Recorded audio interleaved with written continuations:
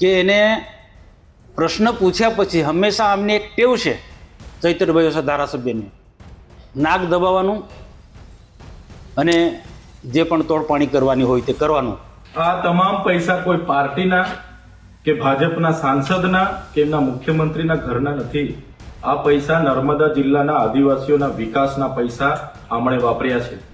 દક્ષિણ ગુજરાતની આદિવાસી પટ્ટીમાં ભાજપ અને આમ આદમી પાર્ટીના નેતાઓ આમને સામને આવી ગયા છે. ડેડિયાપાડાના ધારાસભ્ય ચૈતર વસાવાએ વડાપ્રધાનના કાર્યક્રમમાં થયેલા મસમોટા ખર્ચનો ખુલાસો કર્યો છે. તેવામાં ભરૂચના ભાજપના સાંસદ મનસુખ વસાવાએ ચૈતર વસાવા સામે ગંભીર આક્ષેપ કર્યો છે. ચૈતર વસાવાએ માર્ગ અને મકાન વિભાગના અધિકારી પાસે ₹75 લાખની માંગણી કરી તોડ કરવાનો પ્રયાસ કર્યો હોવાનો સાંસદે આક્ષેપ કર્યો છે.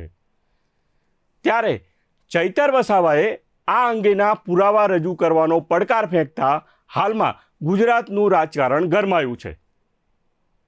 નમસ્કાર દર્શક મિત્રો, બેનિફિટ ન્યૂઝમાં આપનું સ્વાગત છે અને હું છું સુરેશ વણોલ. પ્રધાનમંત્રીના આખા દેશની અંદર કોઈ પણ આવા કાર્યક્રમો થતા હોય તો સ્વાભાવિક છે કે ખર્ચ થાય. અને આ પ્રધાનમંત્રીના બંને કાર્યક્રમને લઈને ડેડિયાપાડાના ધારાસભ્ય ચૈતરભાઈ વસાવાએ જિલ્લા સંકલનમાં પ્રશ્ન ઉઠાવ્યો અને એક વખત ને બે વખત ઉઠાવ્યા. હવે મને સમજાતું નથી કે બે વખત આનો હિસાબ માંગવાનો કે આ પ્રશ્ન પૂછવાનો જરૂર શું ઊભી થઈ. પહેલી વખત એમણે જે હિસાબ જિલ્લા સંકલનમાં માંગ્યો, પ્રશ્ન પૂછ્યો, અધિકારીએ જવાબ આપી દીધો. પણ ત્યાર પછી આજે સ્પષ્ટ કહેવું પડે છે મારે કે એને પ્રશ્ન પૂછ્યા પછી હંમેશા આમને એક ટેવ છે ચૈતરભાઈ વસાવા ધારાસભ્યને નાક દબાવવાનું અને જે પણ તોડપાણી કરવાની હોય તે કરવાનું. એ રીતના ગરડેશ્વર વિસ્તારની અંદર કેટલાક એવા ખોટા બાંધકામમાં એમને સંકલનમાં પ્રશ્નો પ્રેસ આઉટ કર્યું, પછી કમ મૌન થઈ ગયા. એના પડદા પાછળ શું છે ભાઈ? તમે પ્રશ્ન પકડો તો એને પૂરેપૂરો તમને ન્યાય મળે ત્યાં સુધી એને પકડી રાખો. પ્રશ્ન પૂછે એની સાથે મને કોઈ વાંધો નથી. ધારાસભ્ય કે કોઈ પણ ને ચૂંટાયેલા પ્રતિનિધિને એ અધિકાર છે પ્રશ્ન પૂછવાનો, હિસાબ માંગવાનો માંગે છે. પણ પ્રશ્ન પૂછવાનો, હિસાબ માંગવાનો અને પછી એના પર તોડપાણી કરવાનો, એની સામે મને નારાજગી છે. ને આવા લોકોને મારે ખુલ્લા પાડવા પડે. જિલ્લા સંકલનમાં પહેલી વખત જ્યારે પ્રશ્ન પૂછ્યો અને જેના બીજા કે ત્રીજા જ દિવસે નર્મદા જિલ્લા કાર્યપાલક ઇજનેર બાંધકામ વિભાગના એમની પાસે 75 લાખની માંગણી કરી. 75 લાખની માંગણી કરી અને એ અધિકારી ગભરાઈ ગયા કે મારે 75 લાખ રૂપિયા કાઢવા ક્યાંથી. અને તરત જ જિલ્લા કલેક્ટરને વાત કરી કે સાહેબ આ રીતના કે ધારાસભ્ય ચૈતરભાઈ વસાવા 75 લાખની માંગણી કરે છે. અને આ વાત કલેક્ટર શ્રી અને કાર્યપાલક ઇજનેર શ્રીએ મને પોતાને કીધું. મારી સાથે જિલ્લા પ્રમુખ નીલ રાવ પણ હતા. અમારી ઉપસ્થિતિમાં કલેક્ટર સાહેબે અને કાર્યપાલક ઇજનેર સાહેબે વાત કરી. અમે સ્પષ્ટ ના પાડી દીધી કે એક પણ પૈસો કોઈ બી રીતને એને આપવાનો નથી. આને એક ટેવ પડી ગઈ છે. એની પાછું ગઈકાલે એને પત્રકાર પરિષદ બોલાવતા પહેલા જિલ્લા સંકલનમાં પ્રશ્નો પૂછ્યા. પરમ દિવસે જિલ્લા સંકલનની મિટિંગ પરમ દિવસે ગઈ ને, શનિવારે જિલ્લા સંકલનની સમિતિ 19 તારીખ થઈ. એમાં હું ભરૂચ હતો, એ નર્મદામાં હતા. નર્મદામાં એને આ પ્રશ્ન બીજી વખત પૂછ્યા તો એ બોખલાઈ ગયા છે. અને ત્યાર પછી આ ફરી પત્રકારોને અગાઉ પણ માહિતી આપે, ફરી પણ માહિતી આપે છે.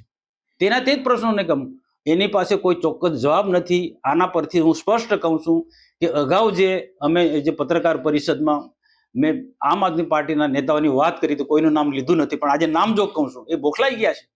અને એનો અને જવાબદાર કાર્યપાલક ઇજનેરે કલેક્ટરને કીધું, કલેક્ટરે મને કીધું. મારી સાથે જિલ્લા પ્રમુખ નીલ રાવ હતા. અમે કહ્યું બે જવાબદાર વ્યક્તિ નથી, અમે જવાબદાર વ્યક્તિ તરીકે અમે તે વખતે પત્રકારોને આ માહિતી આપી હતી. પણ ચોક્કસ બને ત્યાં સુધી અમે તપાસના માર્ગે આગળ વધી રહ્યા હતા. પણ હવે વારંવાર જ્યારે આક્ષેપ મૂકતો હોય ત્યારે મારે ખુલ્લા પાડવાની એને ફરજ છે. ને આજે એમ કહું કે ચૈતર વસાવાએ કાર્યપાલક ઇજનેર બાંધકામ વિભાગ પાસે એને 75 લાખની માંગણી કરી હતી. ને આ વાત કાર્યપાલક ઇજનેરે કલેક્ટરને કીધું ને કલેક્ટર અમને કીધું હતું. અને આવા ભૂતકાળમાં પણ 2 થી 4 એવી ઘટના જે ફોરેસ્ટ સાથે કે બીજા એ પણ એ સમય આવશે ત્યારે બધું એનો આંકડા કે માહિતી આપીશું. કઈ ને કલેક્ટર કે છે, આ કાર્યપાલક ઇજનેર કે છે ને, મને તો જિલ્લાના જવાબદાર અધિકારીએ કીધું. કલેક્ટર જયારે વાત કહેતા હોય તો એમાં કંઈક ને કંઈક તથ્ય હશે ને. કલેક્ટર જિલ્લાનો પોલીસ જિલ્લાનો વડા છે અને એક કાર્યપાલક ઇજનેર એમને જે વાત કરી એ પણ ખોટી તો ના હોય. એને ગભરાઈ ગયો એ વખતે ધ્રુજતો તો કાર્યપાલક ઇજનેર આ વાત કરતા કરતા ધ્રુજતો, કારણ કે એને ટેવ પડી ગઈ ધમકાવાનું. ભૂતકાળમાં અનેક અધિકારીઓને ધમકાયા છે, અનેક કોન્ટ્રાક્ટરોને ધમકાયા. એવો વિડીયો મારી પાસે છે. એટલે સ્વાભાવિક છે કે આવી વાત કરતા પહેલા કોઈ પણ અધિકારી ગભરાય છે. પણ આજે રોકવું તો પડે જ અમારે. એ તો ભાઈ બીજાના મોબાઈલ પરથી કરી શકે ને. આ બધું પ્રશ્ન કરવાની શું ઘડી ઘડીમાં કેવું બદનક્ષીનો દાવો? અરે જાહેર જમીનમાં પડ્યા પછી આવા આક્ષેપ પ્રત્યે આક્ષેપો થતા હોય એને જવાબ આપવો પડે. એને વાતમાં ધમકાવે કે કોલ ડિટેલ કરાવો, નહીં તો બદનક્ષીનો દાવો, એટલે દબાવવા માંગે બદનક્ષીનો દાવો કરીને. બદનક્ષીના દાવાની વાત કરી એમને દબાવવા માંગે છે. ભાઈ અમે તો જવાબદાર વ્યક્તિ છે ને અમને જવાબદાર અધિકારીએ કહેલી વાત હું કહું છું મીડિયા સમક્ષ. ભાજપના મુહૂર્તે અમને કામ આપવામાં આવ્યું, તો એ માહિતી યાદી આપે કે કઈ ભાજપની એજન્સીને એને કામ, એ યાદી આપે. મેં તો કીધું ને કે કાર્યપાલક ઇજનેરને એને 75 લાખની વાત કરી હતી અને એ કાર્યપાલક ઇજનેરે જિલ્લા કલેક્ટરને વાત કરી, નર્મદાના કલેક્ટરને. તમે હું કહીશ જે છે તે એ રીતના એ પણ કે ને કે કઈ ભાજપની એજન્સીને આ કામ મળ્યું છે. તો એ જે પણ જેના પર પણ પુરાવા હશે એ રજૂ કરે. આના મૂળમાં ભાજપના કેટલાક લોકો એમના અધિકારીઓને સંકલનમાં રાખીને આ બિલો મંજૂર કરાવીને પાસ કરાવ્યા છે. જે થિયરી ભાજપના લોકો બોલે છે ને એ થિયરી એ લોકોએ અપનાવેલી છે. અમે તો એ જાણતા પણ નથી. તમે મારા મોબાઈલ નંબર આપું છું, તમે કોલ ડિટેલ કઢાવી લેજો. કઈ એજન્સીને કયા અધિકારીને ચૈતરભાઈ આ પ્રોગ્રામ દરમિયાન આ મહિના 2 મહિનામાં ફોન કર્યો છે, અને એના પરથી પણ કેસ કરી શકો છો. મારા મોબાઈલ નંબર ટ્રેસ કરો, મારા મોબાઈલ નંબરના કોલ ડિટેલ કઢાવો, કરો ફરિયાદ. પુરાવા હોય તો કરો, હું તો કેમ છું ને કરો.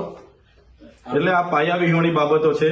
આ આખા મુદ્દાને ડાયવર્ટ કરવા માટે વાહિયાત વાતો એમના પદાધિકારીઓ દ્વારા કરવામાં આવે છે. પણ આદિવાસીઓના અમે પ્રતિનિધિ છે, આદિવાસીઓના વિકાસના પૈસા એમના તાઇફાઓમાં અમે વાપરવા નહીં દઈશું.